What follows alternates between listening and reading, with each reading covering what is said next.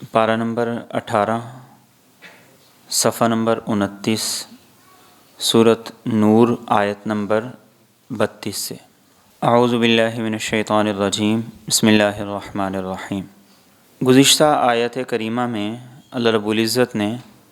مومن مردوں کو اس بات کا حکم دیا کہ وہ نظروں کی حفاظت کریں اور اپنی شرمگاہ کی حفاظت کریں، عفت پاک دامنی کا خیال کریں۔ پھر مومن عورتوں کو اس بات کا حکم دیا کہ وہ بھی نظروں کی حفاظت کریں، اپنی عفت پاک دامنی کا خیال کریں۔ اس کے ساتھ انہیں کچھ اضافی احکامات بھی دیے، اور ان احکامات میں سے ایک بات یہ بیان کی کہ اپنی چادر اپنے دوپٹے سے اپنے سر کو، گردن کو اور سینے کے حصے کو ڈھانپ لیں۔ دوسری بات یہ بیان کی کہ چلتے ہوئے اس انداز سے نہ چلیں کہ جس کی وجہ سے پہنی ہوئی جیولری، زیور، اس کی آواز پیدا ہو اور دیکھنے والا، سننے والا اس کی طرف متوجہ ہو۔ تیسرا اضافی حکم یہ تھا وَلَا يُبْدِينَ زِينَتَهُنَّ إِلَّا مَا ظَهَرَ مِنْهَا، کہ اپنی زیب و زینت کا اظہار سوائے محرم کے اوروں کے سامنے نہ کریں۔ زیب و زینت سے مراد لباس بھی ہے، جیولری بھی ہے، اسی طریقے سے ظاہری شکل و صورت اور خلقی اعتبار سے جو چیزیں ہیں وہ بھی اس میں شامل ہیں۔ قرآن کریم نے اس معاملے میں محرم اور غیر محرم کا فرق رکھا ہے کہ محرم رشتہ داروں کا اور غیر محرم رشتہ داروں کا فرق ہے۔ محرم رشتہ داروں کے سامنے اس بات کی اجازت دی کہ عورت کا اگر ہاتھ کھلے ہوئے ہیں، چہرہ اس کا کھلا ہوا ہے، پاؤں اس کے نظر آ رہے ہیں، لباس اس کا نظر آ رہا ہے، تو اس بات کی اجازت ہے۔ کیوں؟ اس لیے کہ محرم رشتہ داروں کی طرف عمومی طور پر انسان کا جنسی میلان نہیں ہوتا۔ باپ ہے، بیٹے ہیں، بھتیجے ہیں، بھانجے ہیں، اسی طریقے سے قرآن کریم نے بھائیوں کا ذکر کیا اور سسر کا ذکر کیا، ان کا ذکر کیا، اور پھر اگر ان کے حوالے سے بھی دین اگر سخت پابندی لگا دے تو عمل کرنا بہت مشکل ہے۔ اس لیے قرآن کریم نے کیا کیا؟ محرم اور غیر محرم کا فرق کر دیا کہ محرم رشتہ داروں کے سامنے تو اس بات کی اجازت ہے کہ عورت کے ہاتھ کھلے نظر آ جائیں، چہرہ کھلا نظر آ جائے، پاؤں کھلے نظر آ جائیں، لیکن غیر محرم جو ہیں ان کے سامنے عورت کا لباس، اس کی جیولری اور اس کی باقی ساری کی ساری چیزیں یہ بھی پردے میں ہوں۔ یہ فرق قرآن کریم نے محرم اور غیر محرم میں رکھ دیا۔ اور پھر اس کے ساتھ قرآن کریم نے اس بات کا بھی خیال کرنے کا کہا کہ وہ عورتیں جو معاشرے میں اچھی شہرت نہیں رکھتی، ایک عورت کو ان کے سامنے بھی محتاط رہنا چاہیے۔ او نسائہن، اسے حضرت عمر رضی اللہ تعالیٰ عنہ نے اپنے دور خلافت میں یہ خط اپنے گورنروں کو لکھا تھا۔ فرمایا تھا کہ وہ عورتیں جو غیر مسلم عورتوں کے ساتھ مل کر ایک حمام میں اکٹھے نہاتی ہیں، آپ نے فرمایا ان کو سختی سے منع کرو، اور آپ نے فرمایا کہ یہ عورتیں حقیقت میں مومن نہیں، کہ ایک مومن عورت کا غیر مسلم عورت کے ساتھ، یا ایک مومن عورت کا ایسی عورت کے ساتھ جس کی شہرت اچھی نہیں ہے، اس کے ساتھ بھی معاملہ وہ اجنبی مردوں جیسا ہونا چاہیے۔ اس لیے رسول اکرم صلی اللہ علیہ وسلم نے حدیث مبارکہ میں اس بات سے منع فرمایا۔ آپ نے فرمایا کہ کوئی عورت کسی دوسری عورت کے حسن و جمال کا، اس کی خوبیوں کا اپنے خاوند کے سامنے تذکرہ نہ کرے۔ بڑی حکمتیں رسول اکرم صلی اللہ علیہ وسلم کی تعلیمات کے اندر چھپی ہوئی۔ ان کے ذریعے سے قرآن کریم نے ہمیں پھر یہ بھی بتا دیا کہ ستر کیا ہے،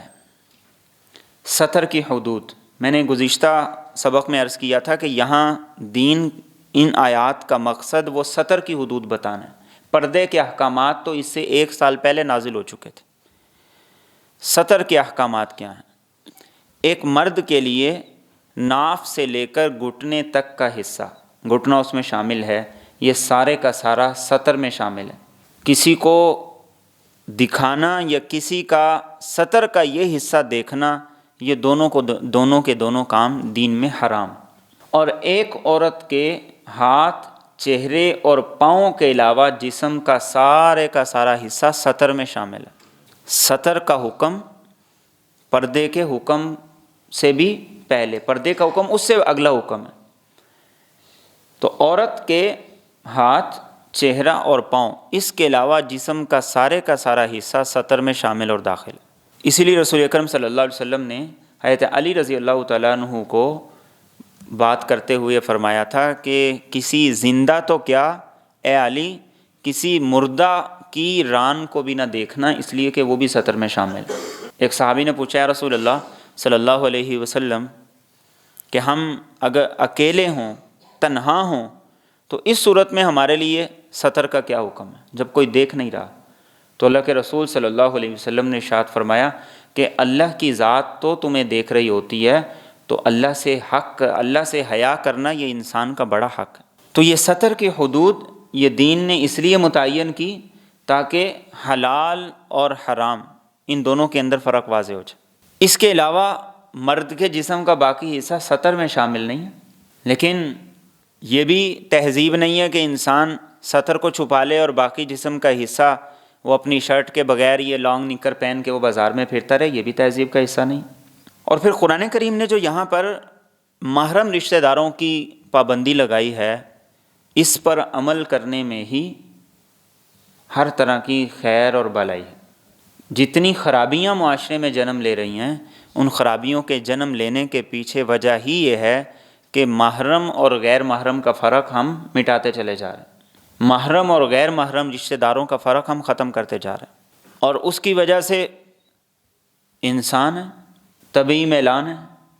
اور اس کے ساتھ پھر آگے خرابیاں ہیں، اور اس کے ساتھ پھر معاشرے کے اندر وہ آزادانہ اختلاط ہے، اور پھر آگے بے شمار خرابیاں۔ تو قرآن کریم نے یہ احکامات دی۔ یہ احکامات دینے کے ساتھ ساتھ مردوں کو بھی حکم دے دیا کہ نظروں کی حفاظت کرنی، عورتوں کو بھی حکم دے دیا نظروں کی حفاظت کرنی۔ دونوں کو اپنی اپنی حد کے اندر متعین بھی کر دی، اور اس کے ساتھ انہیں پابند بھی کر دیا کہ اپنی نظروں کی حفاظت بھی ساتھ ساتھ کرنی ہے۔ تو اس لیے اس بات کی ضرورت ہے کہ جو دین کی حدود ہیں ان کا خیال کریں۔ دین کی حدود کا خیال کریں گے، ہم بھی محفوظ رہیں گے، اور ہماری نسلیں اور اولادیں وہ بھی محفوظ رہیں گے۔ اور اگر دین کے دائرے کو ہم توڑتے رہیں گے، ہمارے لیے بھی خطرہ ہے، ہماری اولادوں کے لیے بھی خطرہ ہے۔ تو اس بات کی ضرورت ہے کہ ہم دین کی حدود پر عمل کریں، اور یہ حدود کس لیے ہیں؟ تاکہ معاشرے کے اندر بے راہ روی عام نہ ہو، معاشرے کے اندر زنا عام نہ ہو، بے حیائی عام نہ ہو۔ اس کو روکنے کے لیے دین نے یہ ساری کی ساری حدود متعین کی ہیں۔ اور پھر آپ صلی اللہ علیہ وسلم نے اس کے علاوہ اور بہت سی ایسی تعلیمات، ایسی ہدایات ارشاد فرما دی کہ جن تعلیمات اور ہدایات پر عمل کرنے کے ذریعے سے معاشرے میں اسی بے حیائی اور بے راہ روی کی روک تھام ہے۔ مثال کے طور پر یہ پابندی لگا دی کہ عورت نے اگر شرعی مسافت کا سفر کرنا ہے تو وہ محرم کے بغیر نہ کرے، کوئی محرم رشتہ دار ہو تو سفر کرے۔ حج سے بڑی عبادت تو کوئی نہیں، لیکن حج کے اندر بھی اس بات کی شرط لگا دی گئی کہ عورت کے ساتھ اگر محرم رشتہ دار ہوگا تو اس پہ حج فرض ہے، ورنہ عورت پہ حج ہی فرض نہیں ہے، چاہے اس کے پاس کتنی بھی دولت کیوں نہ ہو۔ یہ ساری کی ساری حدود، شرائط، قیود یہ دین نے اس لیے متعین کی ہیں تاکہ معاشرے میں بے راہ روی نہ ہو،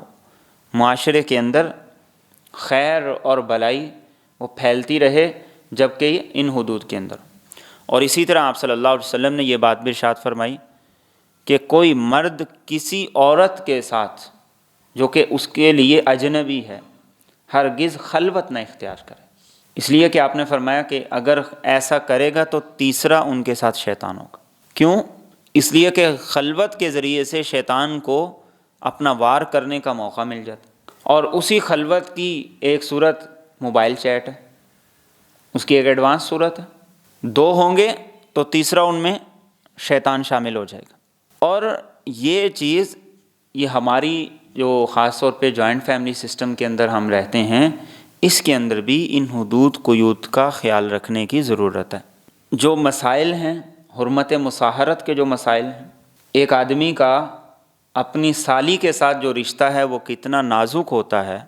کہ اگر اسے شہوت کے ساتھ کوئی آدمی اپنی سالی کو ہاتھ لگا لے تو کیا ہوتا ہے؟ نکاح ٹوٹ جاتا ہے۔ اور ہمارے ہاں اس چیز کو کیا کہا جاتا ہے؟ سالی یادی گھر والے۔ ہم دین کی حدود کو کس برے طریقے سے پامال کر رہے ہیں۔ یہ مسائل آج نہ ہم سنتے ہیں، نہ کوئی بیان کرتا ہے، اور جن کا ہمیں علم ہے ہم اس پر عمل کرنے کے لیے تیار نہیں۔ تو دین نے جہاں لکیر کھینچ دی ہے تو وہاں مجھے اور آپ کو بھی لکیر کھینچ دینی ہے۔ جب ہم اس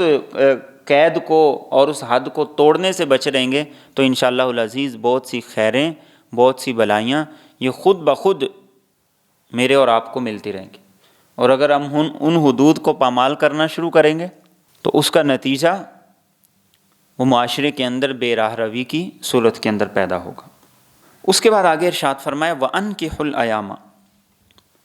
کہ تم نکاح کر دیا کرو الایام بیوہ عورتوں کا، منکم تم میں سے، والصالحین اور ان کا جو نیک ہیں، من عبادکم تمہارے غلاموں میں سے، و امائکم اور تمہاری لونڈیوں میں سے،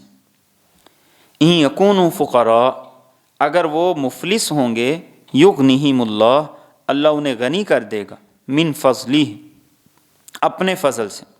واللہ واسع علیم اور اللہ وسعتیں دینے والا، سب کچھ جاننے والا ہے۔ اللہ کے رسول صلی اللہ علیہ وسلم نے نکاح کی ویسے ترغیب دی۔ آپ نے فرمایا یا معشر الشباب من استطاع منکم الباء فلیتزوج، کہ نوجوانوں جس کے پاس استطاعت ہے تو وہ فوری طور پر نکاح کرے۔ اور آپ نے فرمایا کہ اگر ایسا نہیں ہے جو فوری نکاح نہیں کر سکتا تو آپ نے فرمایا کہ پھر وہ کثرت سے روزے رکھے تاکہ اس کے اندر جو جنسی میلان ہے، جذبات ہیں، وہ ٹھنڈے ہوں اور وہ کسی بے راہ روی کا شکار نہ ہو۔ قرآن کریم نے یہاں پر یہی بات ارشاد فرمائی کہ جو بے نکاحی عورتیں ہیں، ایامہ ایم کی جمع ہے، ایم کہتے ہیں اس عورت کو جو بیوہ ہو گئی ہے یا اس عورت کو جو طلاق یافتہ ہے۔ قرآن کریم کہتا ہے کہ ان کو بھی بے نکاح نہ رہنے دو، ان کو بھی بے نکاح نہ رہنے دو، ایسا نہ ہو کہ ان کی وجہ سے معاشرے میں کوئی خرابی پیدا ہو۔ اور اس کے ساتھ یہ بھی فرمایا کہ جو تمہارے غلام ہیں، جو تمہاری باندیاں ہیں، یہ غلام اور باندیاں کون ہیں؟ آغاز اسلام کے اندر جو جنگی قیدی ہوتے تھے، فرمایا ان میں سے بھی جو صلاحیت رکھتے ہیں، جو نیک ہیں، ان کا نکاح کیا کرو، اس لیے کہ نکاح یہ زنا سے روکنے کا ایک معاشرتی حل ہے۔ جتنا شادی میں تاخیر ہوگی اتنی ہی زیادہ گناہ میں پڑنے کے چانسز زیادہ ہو جائیں۔ اللہ کے رسول صلی اللہ علیہ وسلم نے حضرت علی رضی اللہ تعالیٰ عنہ سے فرمایا تھا کہ علی 3 چیزوں میں تاخیر نہ کرنا، نماز کا وقت آ جائے تو اسے پڑھنے میں تاخیر نہ کرنا، جنازہ میت کو غسل دے دیا جائے، تدفین کا وقت ہو تو پھر تاخیر نہ کرنا، اور فرمایا کہ جب بیٹی کا رشتہ مل جائے تو پھر اس رشتے کو اس کو رخصت کرنے میں تاخیر نہ کرنا۔ آج ہم بلا وجہ بیٹوں کو، بیٹیوں کی شادی کو مؤخر کرتے رہتے ہیں، مؤخر کرتے رہتے ہیں۔ مؤخر کرنے میں جو خرابیاں ہیں وہ ڈھکی چھپی نہیں، لیکن اس کے ساتھ ساتھ پھر ان خرابیوں کے علاوہ پھر بسا اوقات رشتوں کی تلاش میں وقت لگتا ہے، اور 1-2 سال کا فرق پڑ جائے تو ایسا ہمارا معاشرہ ہے اور ہم ہی اس معاشرے کا حصہ ہیں کہ پھر ہم ایسی جگہ پر رشتہ نہیں کرنا چاہتے۔ تو دین نے ہمیں بڑا سادہ اور سیدھا سا دین دیا ہے، اور قرآن کریم نے آگے جو بات فرمائی، کہا کہ اگر مفلس ہو تو اللہ اپنے فضل سے غنی کر دے گا۔ اللہ کے رسول صلی اللہ علیہ وسلم نے نکاح کو برکت کا ایک ذریعہ بنایا ہے۔ قرآن کریم یہ کہتا ہے کہ تم نکاح کر لو، اللہ رب العزت کیا کرے گا؟ تمہیں غنی کر دے گا، تمہارے لیے رزق کے دروازوں کو کھول دے گا، برکت پیدا کر دے گا۔ آج یہ سوچا جاتا ہے کہ پہلے اتنے لمبے چوڑے انتظامات ہوں اور اتنے لمبی چوڑی یہ فہرست ہو اور یہ چیزیں ہوں، تو پھر اس کے بعد ہم یہ کوشش کریں کہ بچے کا رشتہ کریں۔ یہ ساری کی ساری چیزیں اس کی وجہ سے معاشرے کے اندر وہ دن بدن جو خرابیاں جنم لے رہی ہیں وہ میرے اور آپ سے ڈکی چھپی نہیں ہیں۔ تو اسلام نے ہمیں یہی حکم دیا کہ جہاں جہاں جیسے جیسے سہولت ہے، آسانی ہے، تو فوراً اس سہولت اور اس آسانی کے مطابق اپنی اولاد کا نکاح کرتے جاؤ۔ اللہ رب العزت انہیں غنی بھی کر دے گا اور اللہ رب العزت اپنے فضل سے ان کے لیے اسباب بھی پیدا کر دے گا، اسباب بھی مہیا کر دے گا۔ اور فرمایا واللہ واسع علیم، اللہ وسعتیں دینے والا ہے، علیم، اللہ جانتا ہے کہ کون کیا کر رہا ہے۔ اور ایک حدیث میں اللہ کے رسول صلی اللہ علیہ وسلم نے فرمایا کہ 3 قسم کے لوگ ایسے ہیں کہ جن کی مدد کرنا اللہ نے اپنے ذمے کر لیا ہے، اور ایک آپ نے فرمایا وہ شخص جو نکاح کے ذریعے سے عفت اور پاک دامنی اختیار کرتا ہے، اللہ نے اس کی مدد اپنے ذمے لے لی، اللہ رب العزت اس کی مدد ضرور کرے گا۔ اور یہ کس لیے ترغیب ہے؟ تاکہ معاشرے کے اندر زنا عام نہ ہو، بے راہ روی عام نہ ہو، معاشرے کے اندر برائی عام نہ ہو، بے حیائی عام نہ ہو۔ اور فرمائے وَلْيَسْتَعْفِفْ، اور چاہیے کہ پاک دامنی اختیار کریں، الَّذِينَ لَا يَجِدُونَ نِكَاحًا، وہ لوگ جو کہ نہیں پاتے نکاح کی قدرت، حَتَّى يُغْنِيَهُمُ اللَّهُ، یہاں تک کہ اللہ انہیں غنی کر دے، من فضلہ، اپنے فضل سے۔ والذین یبتغون الکتاب، اور وہ غلام جو کہ تم سے مکاتبت چاہتے ہیں، مما ملکت ایمانکم، تمہارے غلاموں میں سے، فکاتبوہم، تو تم لکھ دو ان کے لیے معاہدہ، ان علمتم فیہم خیرا، اگر تم جانو ان میں کوئی خیر، وآتوہم، اور تم انہیں دو، من مال اللہ، اللہ کے مال میں سے، الذی آتاکم، جو اس نے تمہیں دیا، ولا تکرہوا، اور تم مت مجبور کرو، فتیاتکم، اپنی لونڈیوں کو، علی البغاء، بدکاری پر، ان اردنا، اگر وہ چاہیں، تحسنا، بچے رہنا، لتبتغوا عرض الحیات الدنیا، تاکہ تم طلب کرو دنیا کے زندگی کا سامان، ومن یکرہن، اور جو کوئی ان کو مجبور کرے، فإن اللہ، تو بے شک اللہ، من بعد اکراہہن، ان کے مجبور کیے جانے کے بعد، غفور الرحیم، بڑا بخشنے والا، نہایت رحم کرنے والا ہے۔ اس آیت کریمہ میں پہلی بات یہ ارشاد فرمائی کہ جس کے پاس وسعت نہیں ہے نکاح کرنے کی، تو اسے چاہیے کہ اپنی عفت اور پاک دامنی کا خیال کرے، اپنے آپ کو کسی ایسے گناہ میں نہ لگائے کہ جو اللہ کو ناراض کرنے والا۔ اور وسعت ہونے سے کیا مراد ہے؟ وسعت ہونے سے مراد وہ نہیں ہے جو آج ہمارے معاشرے میں۔ وسعت سے مراد یہ ہے کہ چاہے ایک چھوٹا سا گھر کرائے پہ لے کے دے سکتا ہو اور اس کی بنیادی ضرورتیں پوری کر سکتا ہو، یہ وسعت مراد ہے۔ لمبی چوڑی جو وسعت جو ہمارے ہاں مراد لی جاتی ہے کہ ایک لمبا چوڑا کاروبار ہو، ایک اچھی سی جاب ہو، اور ایک گھر ہو، گاڑی ہو، یہ ساری کی ساری چیزیں ہوں تو پھر شادی ہو، دین میں یہ مراد نہیں۔ اور دوسری بات اس آیت میں یہ فرمائی گئی کہ غلام جو پہلے دور کے اندر ہوا کرتے تھے، اگر ان غلاموں میں سے کوئی یہ چاہتا ہے کہ میرا مالک میرے ساتھ معاہدہ کر لے کہ میں اس کو مثال کے طور پر 20,000 روپے رقم میں اس کو دے دوں اور اس کے بعد وہ مجھے آزاد کر دے، تو فرمایا اگر تمہارا غلام ایسا چاہتا ہے تو پھر تم ایسا کرو کہ اس کے ساتھ معاہدہ طے کر لو، اگر تمہیں پتہ ہے کہ یہ اس معاہدے پہ پورا اتر سکتا ہے تو اس کے ساتھ معاہدہ کر کے تم یہ کرو گے تو کیا ہوگا، وہ غلام ایک تو معاہدہ کر کے تمہیں فائدہ دے جائے گا، اور دوسرا فائدہ یہ ہوگا کہ وہ آزاد ہو جائے۔ اور تیسرا حکم یہ دیا کہ اللہ کے مال میں سے ان کو بھی دو جو اللہ نے تمہیں دیا۔ یہ ہے اسلام کا تصور، کہ اسلام کا تصور یہ ہمیں کہتا ہے کہ مال کو اپنا مال نہ سمجھو، اسے اللہ کی دی ہوئی امانت سمجھو۔ جب امانت سمجھو گے تو تمہارا خرچ کرنے کا انداز، رویہ وہ مختلف ہوگا، اور جب اس کا خود کو مالک سمجھو گے تو تمہارا خرچ کرنے کا انداز اور رویہ وہ مختلف ہوگا۔ تو فرمایا اسے اللہ کا مال سمجھو اور اللہ کا مال سمجھ کے لوگوں پہ خرچ کرو اور ان کو دو۔ اور آخری جملہ اس میں یہ بات ارشاد فرمائی گئی کہ اب معاشرے کے اندر، اسلامی معاشرے کے اندر زنا کو پیشہ کے طور پر اختیار کرنے والی جو خواتین ہیں، ان کا اسلامی معاشرے میں اور اس پیشے کا اسلامی معاشرے میں کوئی تصور نہیں۔ عبداللہ بن ابی جو منافقین کا سردار تھا، اس نے 2 باندیاں رکھی ہوئی تھیں اور ان کو وہ زنا پہ مجبور کرتا تھا، اور مقصد تھا کمائی، آمدن۔ تو اللہ کے رسول صلی اللہ علیہ وسلم کی دعوت پر وہ مسلمان ہو گئی۔ اب جب وہ مسلمان ہو گئیں تو وہ کہنے لگی کہ اب تو ہم اس پیشے کو نہیں اختیار کر سکتے، اسلام تو اس سے منع کرتا ہے، یہ تو حرام ہے، اس کی آمدن حرام ہے۔ تو وہ انہیں مارتا، پیٹتا، مجبور کرتا۔ تو اس پر قرآن کریم نے یہ آیات نازل کی،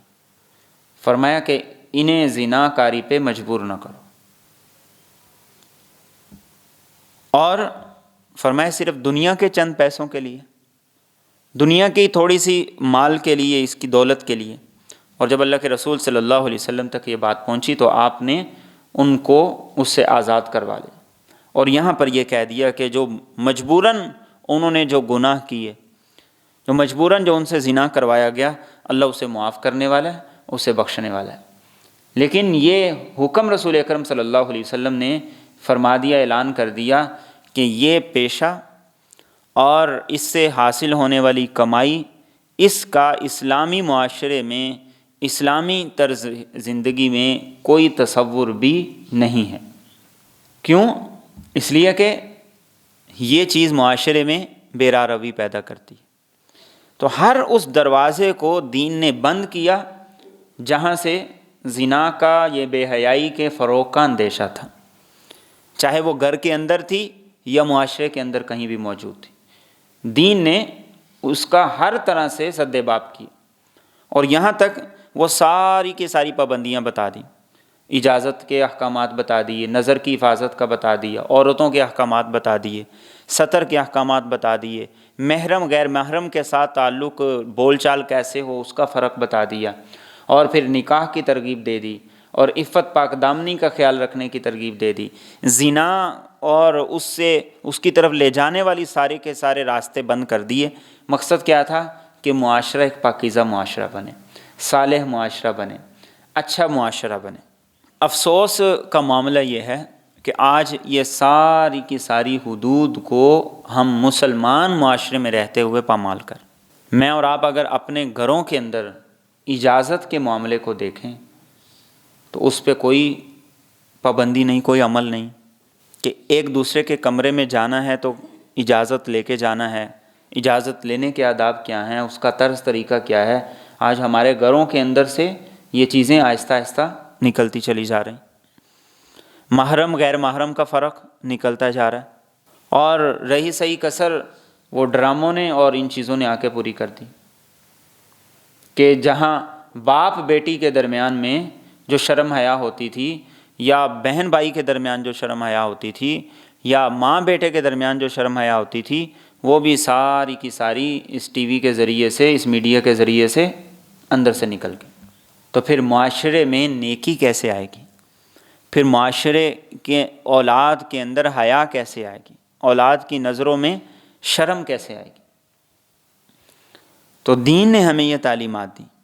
اور ان تعلیمات کو دینے کا مقصد یہ کہ انفرادی طور پر بھی، اجتماعی طور پر بھی ہم ان تعلیمات پر عمل کریں اور ان پابندیوں کو لے کر ہم چلیں۔ اور آگے ارشاد فرمایا وَلَقَدْ أَنزَلْنَا إِلَيْكُمْ، اور البتہ تحقیق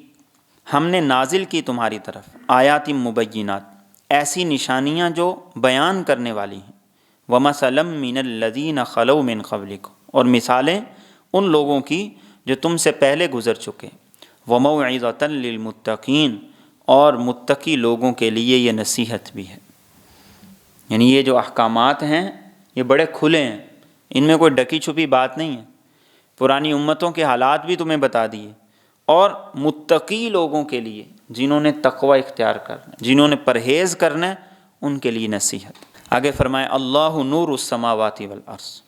اللہ آسمانوں اور زمین کا نور ہے۔ مثل نورہ، اس کے نور کی مثال کمشکاتن، ایک طاق کی طرح ہے، فیہا مصباح، جس میں چراغ ہو، المصباح فی زجاجہ، کہ وہ چراغ ایک شیشے کی قندیل میں ہے، الزجاجہ، اور وہ شیشہ کأنہا کوکب دری، وہ چمکتا ہوا ایک ستارہ ہے، یوقد، جسے روشن کیا جاتا ہے، من شجرۃ مبارکۃ زیتونہ، زیتون کے مبارک درخت سے، لا شرقیۃ ولا غربیہ، نہ وہ مشرق کی طرف ہے نہ مغرب کی طرف، یکاد زیتھا یضیء، قریب ہے کہ اس کا تیل خود بخود روشن ہو جائے، ولو لم تمسسہ نار، اگرچہ اسے آگ نہ بھی روشن کرے، نور علی نور، یہ روشنی پر روشنی ہے، یہدی اللہ لنورہ، اللہ راہ دکھاتا ہے اپنے نور کے لیے، من یشاء، جس کو چاہتا ہے، ویضرب اللہ الامثال، اور اللہ بیان کرتا ہے مثالیں، للناس، لوگوں کے لیے، واللہ بکل شیء علیم، اور اللہ ہر چیز کو بڑی اچھی طرح سے جانتا ہے۔ یہ آیت ہے آیت نور، اسی آیت کی نسبت سے اس سورت کا نام سورت نور رکھا گیا ہے۔ اور کیا فرمایا گیا کہ آسمان اور زمین میں جتنا نور ہے، جہاں جہاں نور ہے، روشنی ہے، اس نور کو پیدا کرنے والا، اسے وجود دینے والا وہ اللہ رب العزت ہے۔ اور پھر اللہ کے نور کی مثال دی گئی ہے، اور اس نور کی مثال ہے بنیادی طور پر ایک مومن کے ذریعے سے، کہ مومن کا جسم یہ ایسے ہے جیسے وہ طاق ہے جس کے اندر چراغ رکھا جاتا ہے، اور اس کے اندر دل ہے، یہ اس چراغ کی مانند ہے، اور اس دل کے اندر جانے والا قرآن کا نور، حدیث طیبہ کا نور، سیرت کا نور، یہ اس تیل کی طرح ہے جو چراغ کو جلانے کے لیے استعمال کیا جاتا ہے۔ اور فرمایا کہ مومن کی مثال وہ اسی طریقے سے ہے کہ اس کے اندر قرآن کا بھی نور ہے، حدیث کا بھی نور ہے، سنت طیبہ کا بھی نور ہے، اور اس نور سے ہر طرف روشنی ہوتی ہے۔ مومن جہاں جاتا ہے خیر پھیلتی ہے، مومن جہاں جاتا ہے اس سے لوگوں کو فائدہ ہوتا ہے۔ اس لیے اللہ کے رسول صلی اللہ علیہ وسلم نے فرمایا ان لوگوں کے لیے خوشخبری ہے جو خیر کی کنجی ہوں، جہاں جائیں لوگوں کو ان سے خیر ہو، ان کے جانے سے برکت ہو، ان کے جانے سے فائدہ ہو۔ اور آپ نے فرمایا کہ ان لوگوں کے لیے تباہی ہے جو برائی کی کنجی بنے،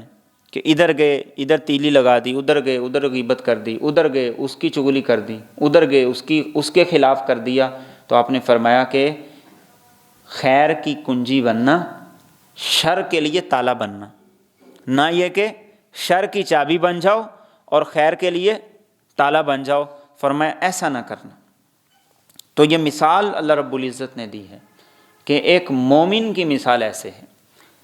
کہ اس مومن کا دل وہ ہر وقت اللہ کے قرآن کے نور سے اور اس کے رسول کی سنتوں کے نور سے منور رہتا ہے، اور اس کے اندر جانے والا جو نور ہے جس کے ذریعے سے وہ اندر اس کا دل روشن ہوتا ہے، چاہے وہ قرآن کے ذریعے سے یا حدیث کے ذریعے سے یا واعظ و نصیحت کے ذریعے سے، فرمایا یہ اس تیل کی مثل ہے جس سے جلایا جاتا ہے۔ اور فرمایا کہ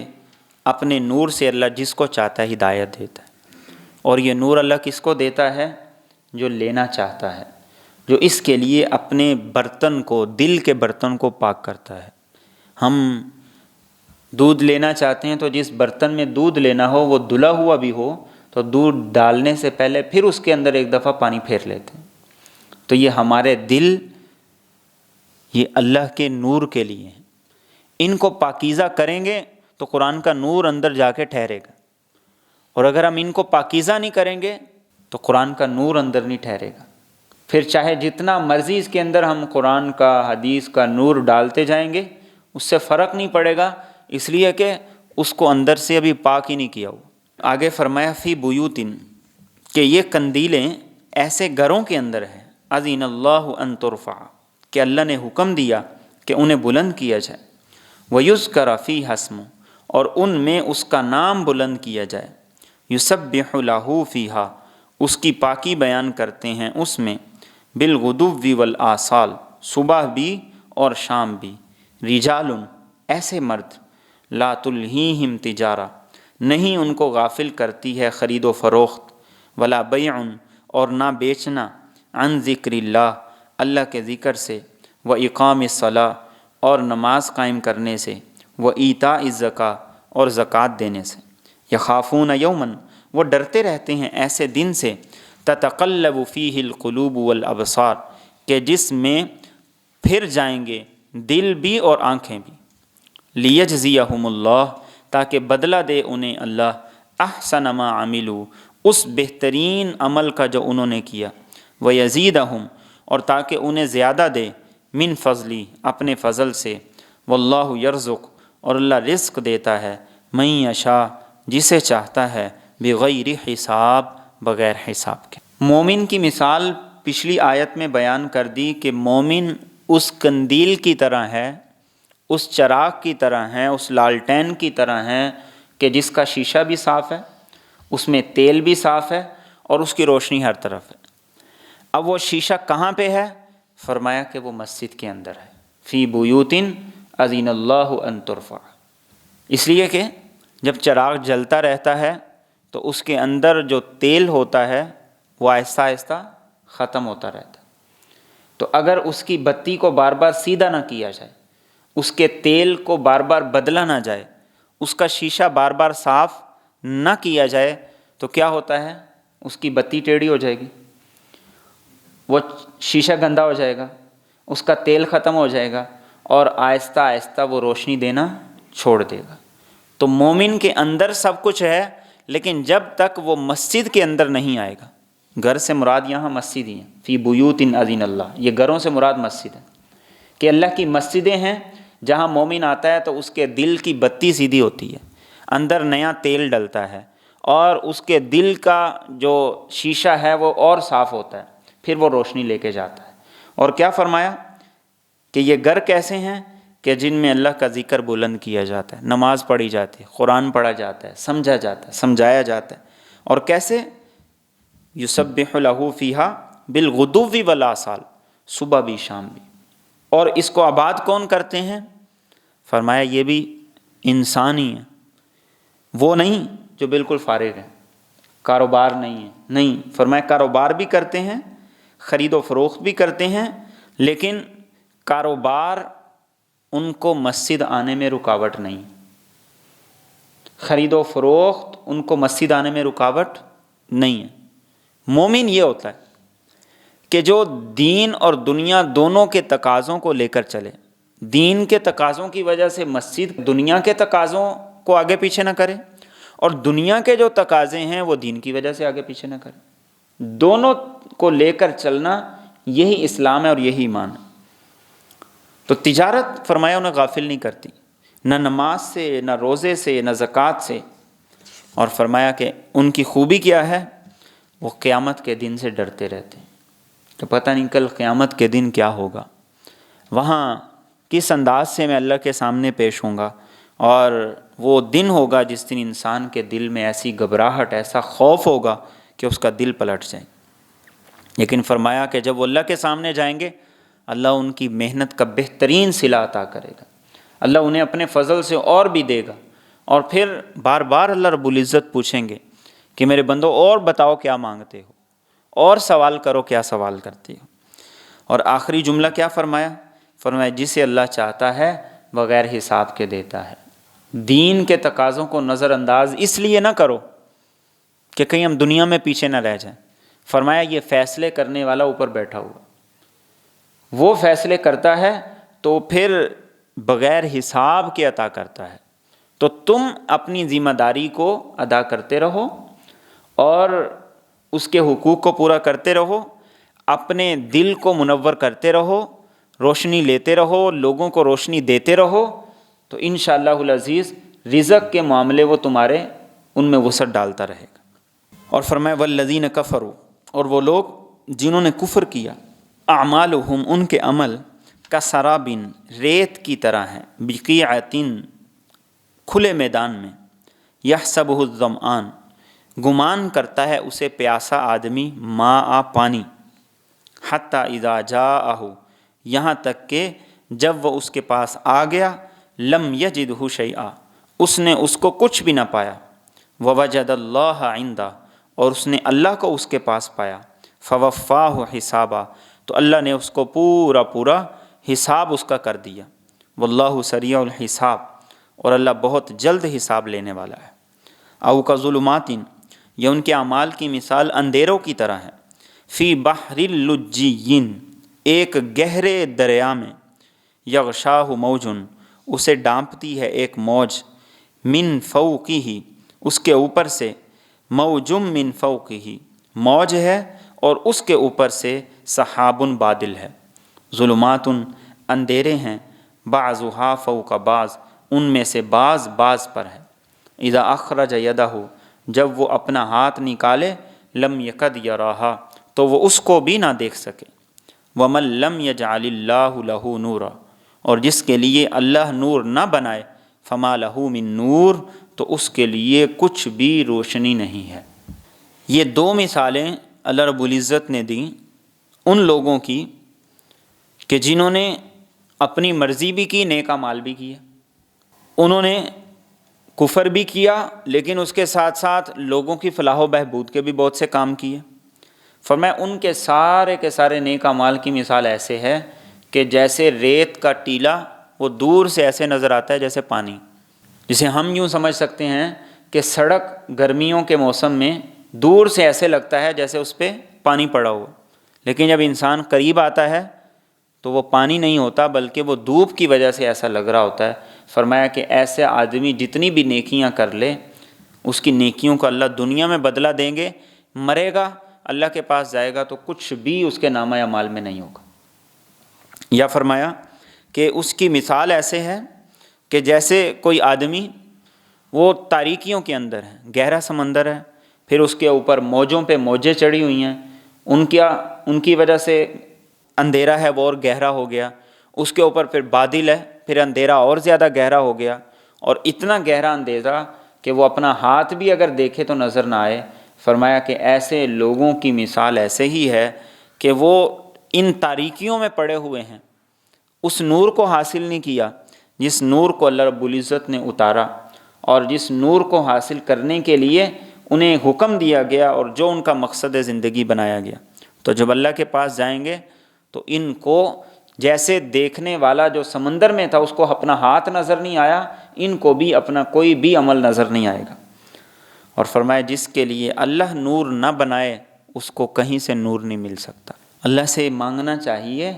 کہ وہ ہماری عقل کو، بصیرت کو، سوچ سمجھ کو سلامت رکھے۔ انسان کی عقل ہی ہے کہ جب اللہ اسے مار دیتا ہے تو پھر وہ دنیا کے لیے مارا پھرتا ہے، دوڑا پھرتا ہے، اور اسی عقل کو جب اللہ سیدھا کر دیتا ہے تو پھر انسان دین کے لیے مارا پھرتا ہے، اس کے لیے دوڑا پھرتا ہے۔ تو اللہ نے ہمیں یہ نور دیا ہے، اس کے طالب بھی بنیں، طلبگار بھی بنیں، اور اس کے ساتھ اللہ سے دعا بھی کریں۔ اور فرمایا الم تر ان اللہ، کیا تو نے نہیں دیکھا کہ اللہ رب العزت یسبح لہ، کہ تسبیح کرتے اس کے لیے، من فی السماوات، جو کوئی بھی ہے آسمانوں میں، والارض، اور زمین میں، والطیر، اور پرندے بھی، صافات، پر پھیلائے ہوئے، کل قد علم صلاۃ، ہر ایک نے تحقیق جان لیا اپنی نماز کو، وتسبیحہ، اور اپنی تسبیح کو، واللہ علیم بما یفعلون، اور اللہ خوب جانتا ہے اس کو جو کچھ یہ کر رہے ہیں۔ کائنات کی ہر چیز نماز پڑھتی ہے، کائنات کی ہر چیز تسبیح کرتی ہے، لیکن ہر ایک کی نماز اور تسبیح کا طریقہ اللہ کے علم میں مختلف ہے۔ ہر ایک کو پتہ ہے کہ میں نے اللہ کی تسبیح کیسے کرنی ہے اور اللہ کو کیسے راضی کرنا ہے، اور اللہ کے رسول صلی اللہ علیہ وسلم نے فرمایا کہ سبحان اللہ و بحمدہ، یہ اللہ کے ہر مخلوق کی تسبیح ہے جس کی برکت سے اللہ اس کو روزی دیتا ہے۔ کائنات کی ہر چیز، چرند پرند کیا، حیوانات کیا، جمادات کیا، پتھر کیا، ہر چیز اللہ کی تسبیح کرتی ہے، اللہ کی حمد و ثنا کے اندر مصروف ہے۔ اللہ کے رسول صلی اللہ علیہ وسلم ایک مرتبہ بیٹھے ہوئے تھے کہ آپ نے ایک پیالے کے بارے میں صحابہ سے کہا کہ ذرا کان قریب کر کے سنو، تو صحابہ نے جب کان قریب کر کے سنا تو وہ پیالہ اللہ کی تسبیح کر رہا تھا، وہ اللہ کی پاکی بیان کر رہا تھا۔ تو کائنات کی ہر چیز اللہ کی تسبیح کرتی ہے، اللہ کی پاکی بیان کرتی ہے۔ تو ہم بھی اپنی زبانوں کو اللہ کے ذکر کے ساتھ منور کریں، اپنی زبانوں کو اللہ کے ذکر کے اندر لگائیں۔ آج دنیا داری کے معاملات میں، فضول بحثوں میں، ادھر ادھر کے کاموں میں ہماری زبان بہت زیادہ استعمال ہوتی ہے، سوائے اللہ کے ذکر کے۔ اللہ کے ذکر سے دلوں کا اطمینان ہے، دلوں کو چین ہے، دلوں کو سکون ہے، اس کے اندر ہم اپنے آپ کو لگائیں، اپنی زبانوں کو لگائیں۔ اور آگے فرمائے وَلِلَّهِ مُلْكُ السَّمَاوَاتِ وَالْأَرْضِ، اور اللہ ہی کے لیے ہے آسمانوں کی بادشاہت اور زمین کی، وَإِلَى اللَّهِ الْمَصِيرُ، اور اللہ ہی کی طرف لوٹ کر جانا ہے۔ أَلَمْ تَرَ أَنَّ اللَّهَ، کیا تو نے نہیں دیکھا کہ اللہ رب العزت یُزْجِی سحابہ، چلاتا ہے بادلوں کو، ثُمَّ يُؤَلِّفُ بَيْنَ، پھر آپس میں ان کو ملا دیتا ہے، ثُمَّ يَجْعَلُهُ رُكَامًا، پھر انہیں کر دیتا ہے وہ تہ بتہ، فَتَرَى الْوَدْقَ، پھر تو دیکھتا ہے بارش کو، يَخْرُجُ مِنْ خِلَالِهِ، کہ وہ نکلتی ہے اس کے درمیان سے، وَيُنَزِّلُ مِنَ السَّمَاءِ، اور وہ اتارتا ہے آسمان سے، مِنْ جِبَالٍ، پہاڑوں سے، فِيهَا مِنْ بَرَدٍ، جو ان میں ہیں اولے، فَيُصِيبُ بِهِ مَن يَشَاءُ، تو وہ اسے پہنچاتا ہے جس کو چاہتا ہے، وَيَصْرِفُهُ عَن مَن يَشَاءُ، اور اس کو پھیر دیتا ہے جس سے چاہتا ہے، یکاد ثنا برقی، قریب ہے کہ اس کی بجلی کی چمک، یذہب بالابصار، آنکھوں کی بینائی ختم کر دے، یقلب اللہ اللیل، اللہ پلٹتا ہے رات کو، والنہار، اور دن کو، ان فی ذالک، یقیناً اس میں، لعبرہ، البتہ عبرت ہے، لأولی الابصار، دیکھنے والوں کے لیے۔ یہ بارشوں کا نظام، یہ بادلوں کا نظام، یہ برف باری، یہ اولے، فرمایا کہ یہ سارے کا سارا نظام، دن رات کا آنا جانا، یہ خود بخود نہیں ہے، اسے کرنے والا وہ رب ہے جو اس کو حکم دیتا ہے، اور پھر جہاں اس کی مرضی ہوتی ہے، جتنی مرضی ہوتی ہے اس کے مطابق بارش ہوتی ہے، برف آتی ہے، اولے برستے ہیں، اور جیسے اس کا حکم ہوتا ہے وہ سب ہوتا ہے۔ تو فرمایا اگر آنکھیں ہیں تو اس سے یہ عبرت حاصل کرو، پھر اس سے یہ سبق حاصل کرو، پھر اپنے رب کے سامنے جھکو، اس کے قدرت کو مانو، اس کے اختیارات کو تسلیم کرو۔ اور فرمائے واللہ خلق کل دابہ، اور اللہ نے پیدا کیا ہر جانور کو، مِن ماء، پانی سے، فمنہم، تو بعض ان میں سے، من یمشی علی بطنی، جو چلتے ہیں اپنے پیٹ کے بل، ومنہم، اور بعض ان میں سے، من یمشی علی رجلین، جو چلتے ہیں دو پاؤں کے بل، ومنہم من یمشی، اور بعض ان میں سے جو چلتے ہیں علی اربع، چار پاؤں پر، یخلق اللہ ما یشاء، اللہ پیدا کرتا ہے جو کچھ وہ چاہتا ہے، ان اللہ علی کل شیء قدیر، یقیناً اللہ ہر چیز پر اچھی طرح قدرت رکھتا ہے۔ یہ اس کی قدرت کی نشانیاں ہیں کہ حشرات ہیں، رینگنے والے ہیں، چلنے والے ہیں، کسی کے دو پاؤں ہیں، کسی کے چار ہیں، کسی کے اس سے بہت زیادہ ہیں، اور کسی کے بالکل بھی نہیں ہیں۔ فرمایا یہ اللہ کی تخلیق ہے، یہ اس کے قدرت کی نشانیاں ہیں۔ اور فرمایا لقد انزلنا آیات مبینات، البتہ تحقیق ہم نے اتاری ایسی نشانیاں جو بڑی واضح ہیں، واللہ یہدی من یشاء، اور اللہ ہدایت دیتا ہے جس کو چاہتا ہے، الی صراط مستقیم، سیدھی راہ کی طرف۔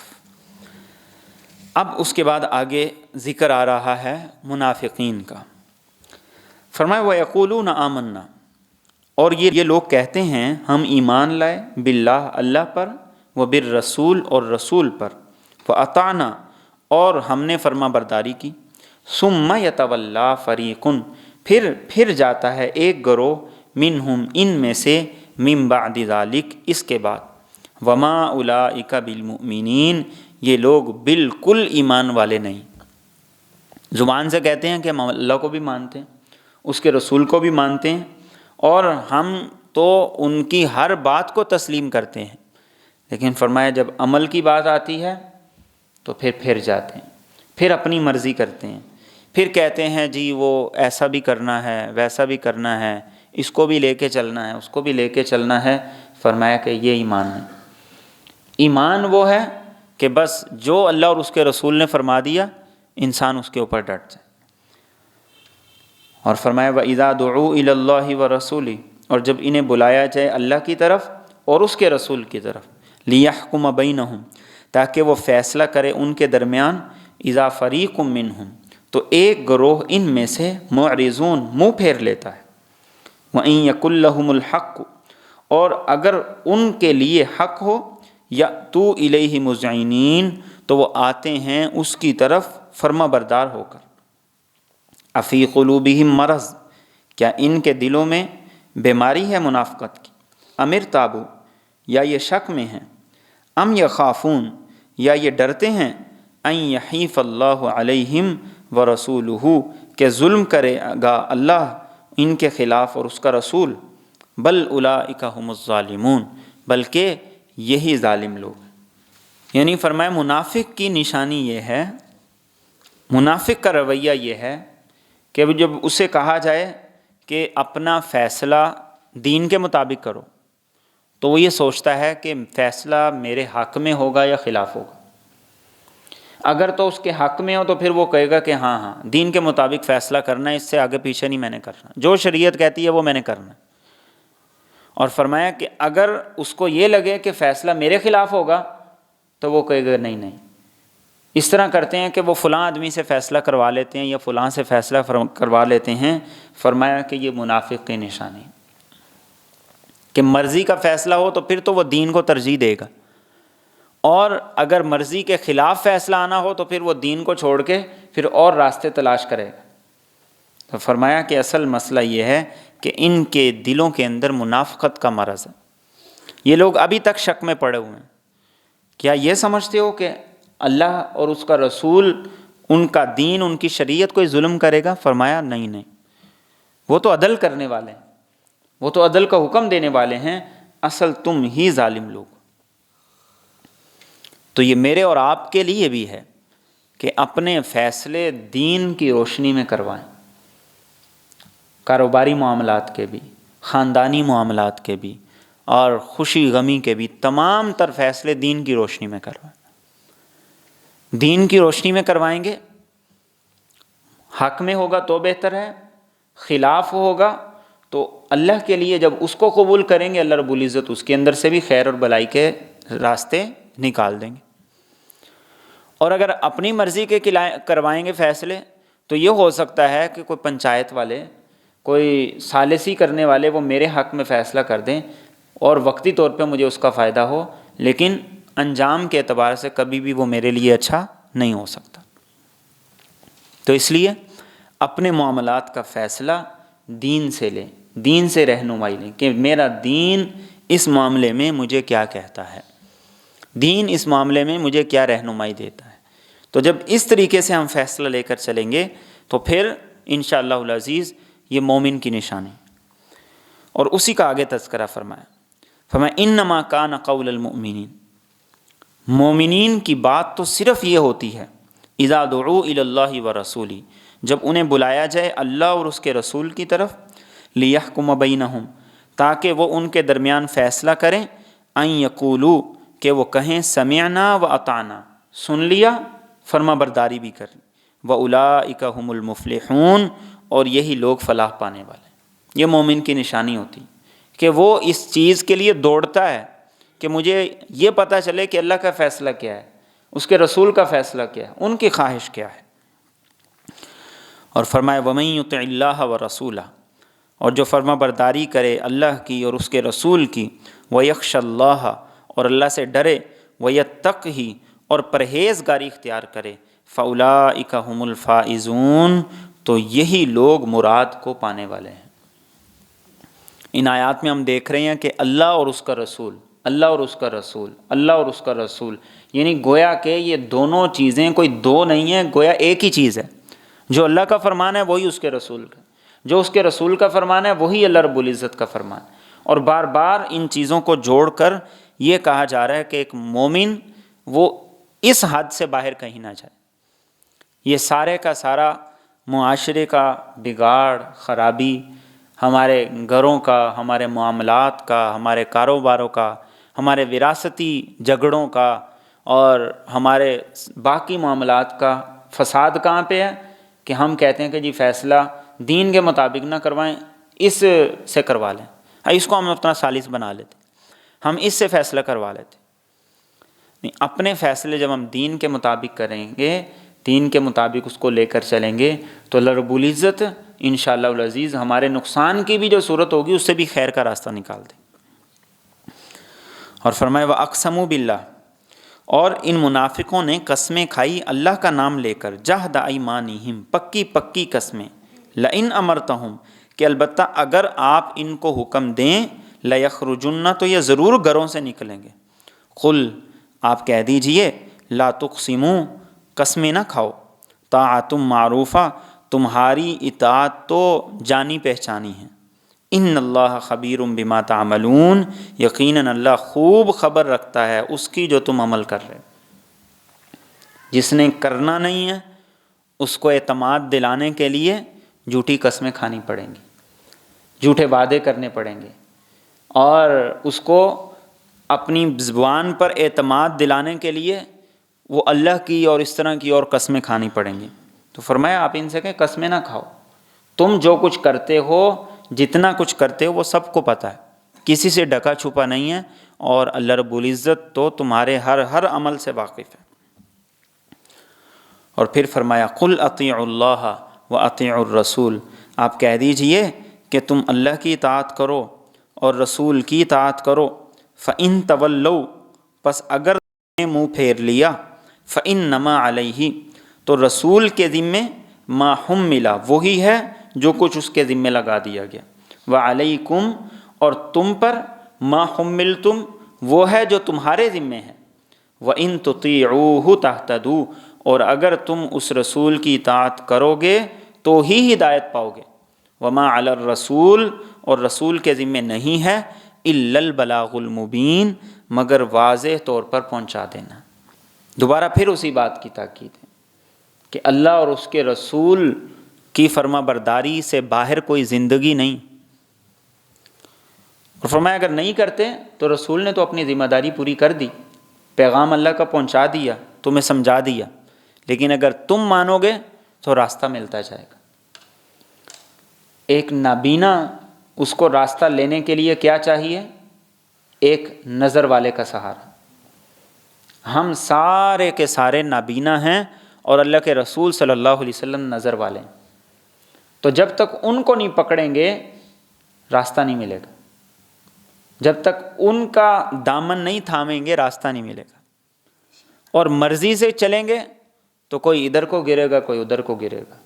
کوئی ادھر ٹکر مارے گا، کوئی ادھر ٹکر مارے گا۔ تو فرمایا کہ وَإِن تُطِيعُوهُ تَهْتَدُوا، ہدایت لینی ہے، راستہ لینا ہے، رہنمائی لینی ہے، تو پھر تمہیں کیا چاہیے کہ رسول کی اطاعت کرو اور ان کے پیچھے پیچھے چلتے جاؤ۔ آج ہم نے کسی راستے پہ جانا ہو جس کا ہمیں علم نہ ہو، جس کا ہمیں پتہ نہ ہو، تو کیا کرتے ہیں کہ اپنے موبائل سے گائیڈ لائن لیتے ہیں، وہ ہمیں بتاتا ہے کہ یہاں سے دائیں مڑ جائیں، 100 میٹر کے بعد بائیں مڑ جائیں، اور 50 میٹر کے بعد چوک آ رہا ہے، اس کے بعد اس کی روشنی میں ہم کیا کرتے ہیں، منزل تک پہنچ جاتے ہیں۔ تو قرآن کریم بھی بیائی ہی اسی طریقے سے میرے اور آپ کے لیے رہنمائی، کہ بس جیسے جیسے یہ لے جا رہا ہے، جہاں جہاں لے جا رہا ہے بس وہاں چلتے جاؤ، چلتے جاؤ گے تو منزل تک پہنچ جاؤ گے، نہیں چلو گے تو کوئی دائیں نکل جائے گا، کوئی بائیں نکل جائے گا،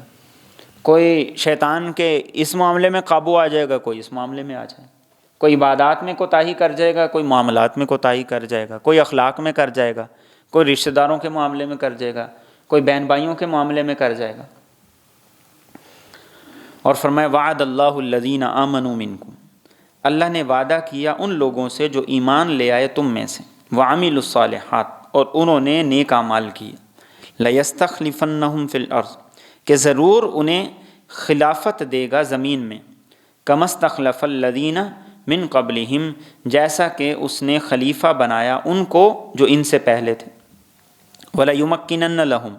اور البتہ انہیں ضرور ثابت کر دے گا ان کے لیے دینہم، ان کا دین، الذی ارتضی لہم، وہ جو اس نے ان کے لیے پسند کیا، وَلَيُبَدِّلَنَّهُمْ، اور ضرور ان کو بدل دے گا، من بعد خوفہم امنا، ان کے خوف کے بعد امن سے، یعبدوننی، یہ میری عبادت کریں گے، لا یشرکون بی شیئا، میرے ساتھ کسی کو شریک نہیں کریں گے،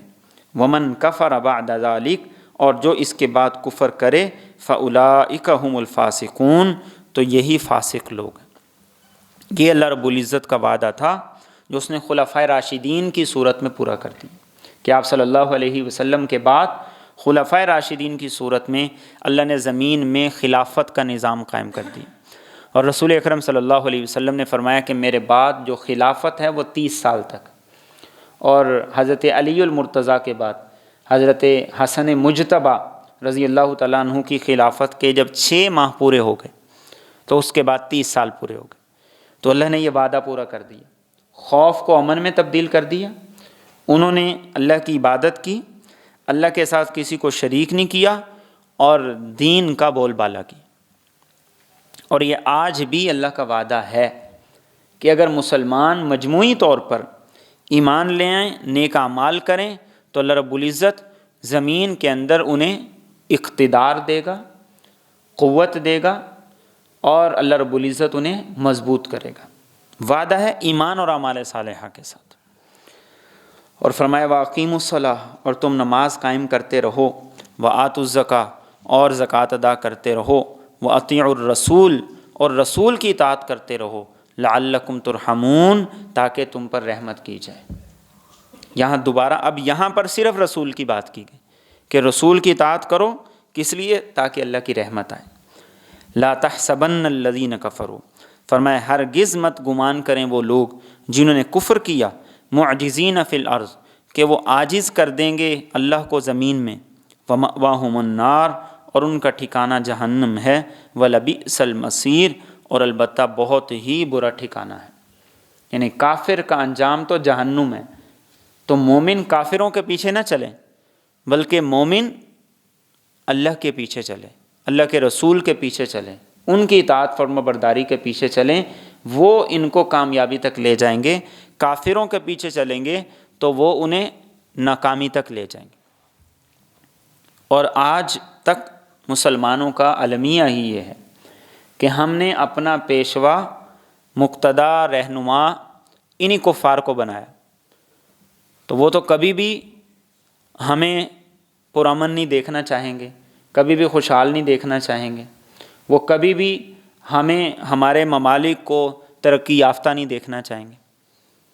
تو نتیجہ کیا ہوگا؟ نتیجہ وہی ہوگا کہ لڑائی بھی کرواتے رہیں گے، اسلحہ بھی بیچتے رہیں گے، بدامنی بھی پھیلاتے رہیں گے، اور الٹا سارے کا سارا وہ الزام بھی ہم پہ لگاتے رہیں گے۔